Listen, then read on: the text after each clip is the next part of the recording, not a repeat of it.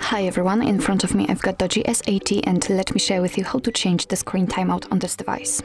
So first of all, let's enter the settings, and here we have to tap on the display. Now let's tap on sleep, and as you can see here we've got some options from which we can choose, so we can set either 15 or 30 seconds, and right now we've got the 30 seconds option applied. It is marked obviously, but we can set also 1, 2, 5, 10 or 30 minutes. So in order to change the sleep time, all you have to do is to simply tap on the option like to use. I will pick 5 minutes for example. Let me tap on it, and as you can see here we've got the information that after 5 minutes of inactivity this device will black out. So actually this is it. This is how to change the sleep timeout in your DOOGEE S80. Thank you so much for watching. I hope that this video was helpful, and if it was, please hit the subscribe button and leave the thumbs up.